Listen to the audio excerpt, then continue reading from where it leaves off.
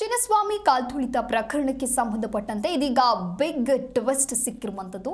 KSCA ಕಾರ್ಯದರ್ಶಿ ಸ್ಥಾನಕ್ಕೆ A Shankar ಹಾಗೆ ಖಜಾಂಚಿ ಸ್ಥಾನಕ್ಕೆ ಜಯರಾಮ್ ರಾಜೀನಾಮೆಯನ್ನ ನೀಡಿದ್ದಾರೆ.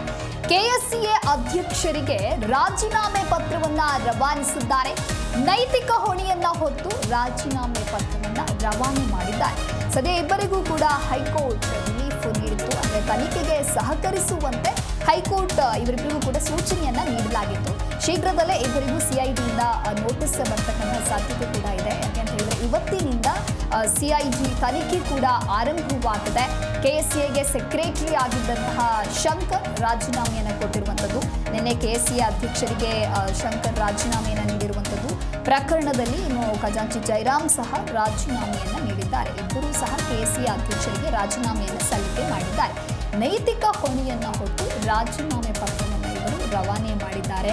ಸದ್ಯಕ್ಕೆ ಇವರಿಬ್ಬರಿಗೂ ಕೂಡ ಹೈಕೋರ್ಟ್ ನಿನ್ನೆ ರಿಲೀಫನ್ನು ಕೊಟ್ಟಿತ್ತು. ಅಂದರೆ ತನಿಖೆಗೆ ಸಹಕರಿಸಬೇಕು ಅಂತ ಹೇಳಿ ಹೈಕೋರ್ಟ್ ಸೂಚನೆಯನ್ನು ಕೂಡ ನೀಡಲಾಗಿತ್ತು. ಶೀಘ್ರದಲ್ಲೇ ಇವರಿಬ್ಬರಿಗೂ ಕೂಡ ಸಿಐಟಿಯಿಂದ ನೋಟಿಸ್ ಬರುವಂಥ ಸಾಧ್ಯತೆ ಕೂಡ ಇದೆ.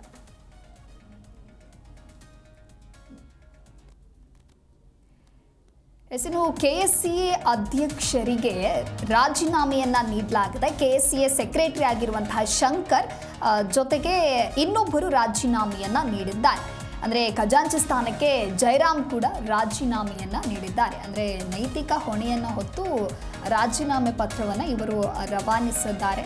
ಅಂದರೆ ಸದ್ಯ ಈಗ ಇಬ್ಬರಿಗೂ ಕೂಡ ಹೈಕೋರ್ಟ್ ರಿಲೀಫನ್ನು ನೀಡಿತ್ತು. ನಿನ್ನೆ ವಿಚಾರಣೆಯನ್ನು ನಡೆಸಿ ತನಿಖೆಗೆ ನೀವು ಸಹಕಾರವನ್ನು ನೀಡಬೇಕು ಅಂತ ಹೇಳಿ ಹೈಕೋರ್ಟ್ ಸೂಚನೆಯನ್ನು ಕೂಡ ನೀಡಲಾಗಿತ್ತು. ತದನಂತರದಲ್ಲಿ ಇವರಿಗೆ ಅಂದರೆ ಶೀಘ್ರದಲ್ಲೇ ಇಬ್ಬರಿಗೂ ಕೂಡ ಸಿಐಡಿಯಿಂದ ನೋಟಿಸ್ ಕೂಡ ಬರುವಂತಹ ಎಲ್ಲ ಸಾಧ್ಯತೆಗಳು ಇದೆ. ಒಟ್ಟಾರೆಯಾಗಿ ನಿನ್ನೆ ಕೆಎಸ್ಸಿಎ ಅಧ್ಯಕ್ಷರಿಗೆ ಇವರಿಬ್ಬರೂ ಕೂಡ ರಾಜೀನಾಮೆ ಪತ್ರವನ್ನು ರವಾನಿಸಿದ್ದಾರೆ. ಪ್ರಕರಣದಲ್ಲಿ ಖಜಾಂಚಿ ಜಯರಾಮ್ ಸಹ ರಾಜೀನಾಮೆಯನ್ನು ಕೊಟ್ಟಿರುವಂಥದ್ದು. ಇಬ್ಬರು ಸಹ ಕೆಎಸ್ಸಿಎ ಅಧ್ಯಕ್ಷರಾಗಿರ್ತಕ್ಕಂತಹ ಅಧ್ಯಕ್ಷರು ಯಾರಿದ್ದಾರೆ ಅವರಿಗೆ ಈ ರಾಜೀನಾಮೆಯನ್ನು ಸಲ್ಲಿಕೆ ಮಾಡಿದ್ದಾರೆ.